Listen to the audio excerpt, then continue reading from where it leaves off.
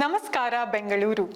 ಹಿಂದಿನ ಅಪ್ಡೇಟ್ನಲ್ಲಿ ಗ್ರೇಟರ್ ಬೆಂಗಳೂರು ಪ್ರಾಧಿಕಾರ GBA buffer zone ನಿಯಮಗಳಲ್ಲಿ ಮಾಡಿದ ಪ್ರಮುಖ ಬದಲಾವಣೆಗಳ ಬಗ್ಗೆ ನಾವು ಮಾಹಿತಿ ನೀಡಿದ್ದೇವೆ.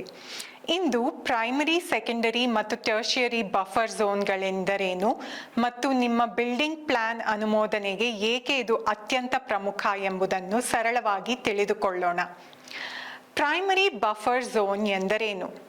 ಪ್ರೈಮರಿ ಬಫರ್ ಝೋನ್ ಎಂದರೆ ಕೆಳಗಿನ ನೈಸರ್ಗಿಕ ಜಲಮಾರ್ಗಗಳ ಸುತ್ತಲಿನ ಅತ್ಯಂತ ರಕ್ಷಿತ ಪ್ರದೇಶ. ರಾಜಕಾಲುವೆಗಳು, ಕೆರೆಗಳು, ದೊಡ್ಡ ಸ್ಟಾರ್ಮ್ ವಾಟರ್ ಚಾನೆಲ್ಗಳು.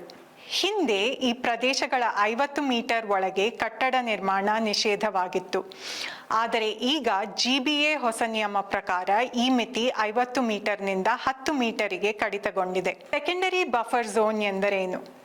ಸೆಕೆಂಡರಿ ಬಫರ್ ಝೋನ್ ಎಂದರೆ ಸೆಕೆಂಡರಿ ಡ್ರೈನ್ಸ್, ಮುಖ್ಯ ಕಾಲುವೆಗಳಿಗೆ ಸೇರಿಕೊಳ್ಳುವ ಶಾಖಾ ಜಲಮಾರ್ಗಗಳು. ಹಳೆಯ ನಿಯಮ ಪ್ರಕಾರ ಇಲ್ಲಿ 25 ಮೀಟರ್ ಬಫರ್ ಕಡ್ಡಾಯವಾಗಿತ್ತು. ಈಗ GBA ಈ ಮಿತಿಯನ್ನು 5 ಮೀಟರಿಗೆ ಕಡಿತಗೊಳಿಸಿದೆ.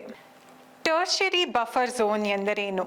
ಟರ್ಷಿಯರಿ ಬಫರ್ ಝೋನ್ ಎಂದರೆ ಸಣ್ಣ ತೃತೀಯ ಕಾಲುವೆಗಳು, ಸ್ಥಳೀಯ ಮಳೆ ನೀರು ಹರಿಸುವ ಸಣ್ಣ ಜಲಮಾರ್ಗಗಳು. ಇಲ್ಲಿ ಮೊದಲು 15 ಮೀಟರ್ ಬಫರ್ ಕಡ್ಡಾಯವಾಗಿದ್ದು ಈಗ ಅದನ್ನು 3 ಮೀಟರಿಗೆ ತಗ್ಗಿಸಲಾಗಿದೆ. ಇದು ಏಕೆ ಮಹತ್ವದ್ದು?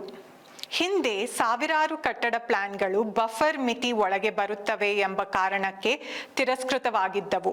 ಈ ಹೊಸ ಕಡಿತಗೊಂಡ ಬಫರ್ ನಿಯಮಗಳಿಂದ ಆಸ್ತಿ ಹೊಂದಿರುವ ಅನೇಕ ನಾಗರಿಕರಿಗೆ ಈಗ ಪ್ಲಾನ್ ಅನುಮೋದನೆ ಪಡೆಯುವ ಅವಕಾಶ ಸಿಗಲಿದೆ. ಮುಂದಿನ ವಿಡಿಯೋವರೆಗೆ ಹೆಚ್ಚಿನ ಮಾಹಿತಿಗಾಗಿ ಪ್ರಜಾಕಿರಣ ಯೋರ್ ವಾಯ್ಸ್ ಇನ್ ಬೆಂಗಳೂರು ಅನ್ನು ಸಬ್ಸ್ಕ್ರೈಬ್ ಮಾಡಿ.